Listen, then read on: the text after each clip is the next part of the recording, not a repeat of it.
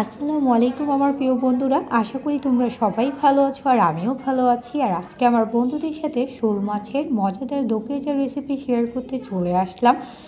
যে কোনো মাছের দো পেঁয়াজা খেতে সত্যিই আমার ভালো লাগে, আর সেটা যদি হয় শোল মাছ তাহলে তো কোনো কথাই নেই, কারণ এটাতে কাটার পরিমাণ একদমই অল্প থাকে। আর আজকে হচ্ছে মা এই মাছের মজাদার দো পেঁয়াজা রেসিপি শেয়ার করছে। আর মায়ের হাতে রান্না বলে কথা, যে কোনো রান্নায় মা একদম কম মশলায় দারুণ স্বাদে রান্না করে থাকে। আর দো পেঁয়াজা রান্না করার জন্য মা এখন কড়াইতে সয়াবিন তেল দিয়ে দিল, আর বেশি করে হচ্ছে পেঁয়াজ কুচি দিয়ে দিল, কারণ যে কোনো মাছের দো পেঁয়াজাতে একটু পেঁয়াজটা বেশি দিলে খেতে ভালো লাগে। আর এখন পেঁয়াজটা মা ভালো করে নেড়ে চেড়ে লাল করে নিচ্ছে।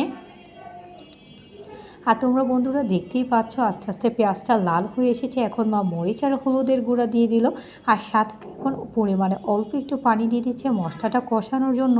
এখন মা নেড়ে চেড়ে ভালো করে মশলাটা কষিয়ে নিচ্ছে।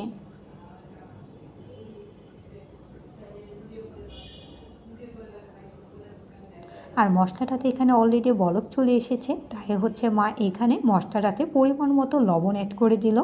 আর সাথে দিয়ে দিচ্ছে মা অল্প একটু রসুন বাটা, যেটা মা প্রতি রান্নাতেই দিয়ে থাকে, এতে যে কোনো রান্না দারুণ একটা ফ্লেভার আসে। আর ভালো করে নেড়ে চেড়ে মশলাটা মা কষিয়ে নিচ্ছে। আর কষানো মশলাটাতে মা বেশি করে কাঁচামরিচ দিয়ে দিচ্ছে, কারণ এরকম দো পেঁয়াজার রেসিপিতে একটু কাঁচামরিচ দিলে ঝাল ঝাল স্বাদ হয় আর খেতে ভালো লাগে।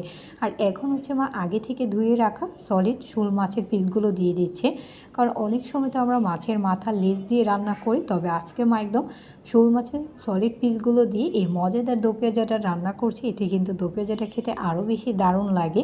আর এখন হচ্ছে মা ভালো করে মাছগুলো কষিয়ে নিচ্ছে মশলাটাতে।